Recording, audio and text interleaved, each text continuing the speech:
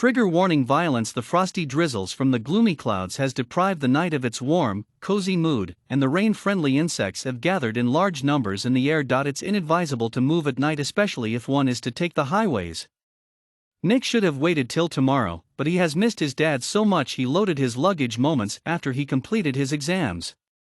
They ordered him to sit on a spongy grass beside a composed grandma, and he wonders what causes the composure: acceptance of faith or incognizance. Sometimes, the senses and the brain's efficiency reduced at old age, and he felt pity for her. He is relaxed, but only because he is a tough young man. Fire's rage amplified when the wimpy kid was dragged harshly from the bus. What money could they possibly get from him? He looked so fragile and scared, comparable to Andy, the little guy opposite her house. He comes every Saturday morning to listen to her Dagger Girl's experiences, but he'd scurried off when she gets to the sordid part, battle part. She shouldn't have boarded the bus, since it only contains the driver and a man at the passenger seat, she thought. Temerity has been her second half since she could remember. "Grandma, how are you so relaxed in this cruelty of a situation?" Nick asked as his hands conceal his upper lip for cover. She grinned and widened her lips all the way to the sides, which creeped Nick out, but he continues, "Do you even understand our crisis? Are your ears working perfectly well?" Oh my. She didn't know she's that old to have brain disorders and deteriorating senses.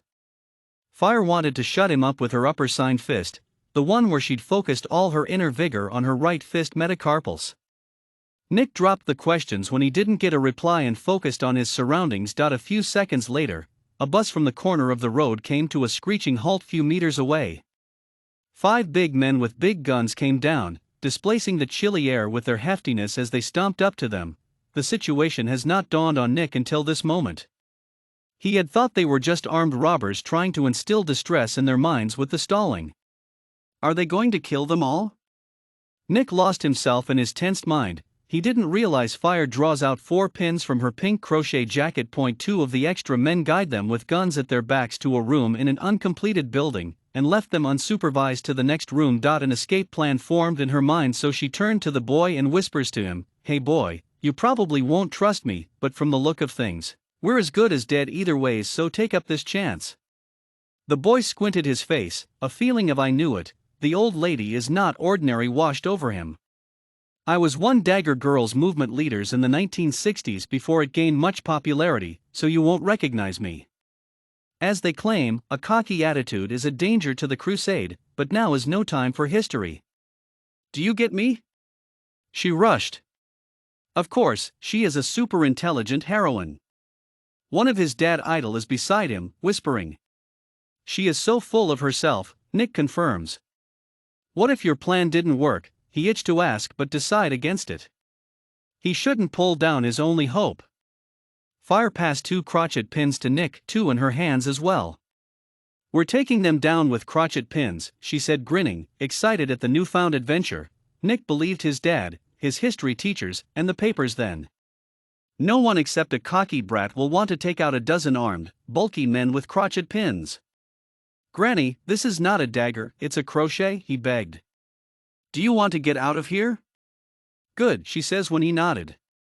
"We are going to be rich," one guy in the next room says, amazement dipping from each word he says. "No, we are rich already," the other one asserts. 2 million naira for human meat. Are we that flavorful? Granny walked into the next room with feigned illness as she asked for a bowl to vomit inside.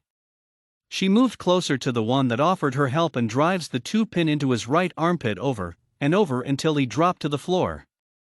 The other guy advanced to hit her, but she's quick as she bent. One hit from Nick alone would weaken her, so she avoided to get hit. The 2 pins find their ways into his neck over and over until he gave out from the rapid loss of blood. Damage to the axillary artery at the armpit means lots of blood loss that would eventually lead to death. Same with the carotid artery at the neck, she just has to do damages to them. Body trembling, Nick picked up a gun on the floor and forwards it to Fire. "Will you need this?"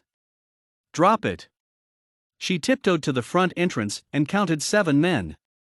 With her heart in her throat, she moved to the back and counted 5 men. She's filled with trepidation, but won't show it. She clasped Nick's both arms by his sides and talks in a soothed voice. the next phase might be a little tough. We are escaping through the back, but I can't take them all with just 2 pins. I need you. I've never been in a fight before. This might be easier if you use this gun though. I don't know how to use a gun. She groaned. I don't know the fight ways either. Fire sighs. The kid is nothing but pain. She snatches one of her pins from his hand and kept it in her thin blonde hair, in case she needs an extra weapon. Stay here. She staggers outside as if she's 1 minute away from dying and gasps, saying I need water repeatedly. How did she get here without Tony and Jerry stopping her? One asked the others suspiciously. No one was inside. She slurred. Sandy, go check the building for them, he orders, pointing a gun at her head. Fire hoped he would find Nick relaxing quietly in the room. She didn't think this out well. Nick hides at the left exit of the room the dead carcasses lie, ready to knit his veins together with the pin. When the guy enters, he stabs the guy's back neck with the pin over and over till he plunged to the ground. He picked up the gun on the floor and walked with resolution to the back, and without thinking he shots 3 of them in the heads.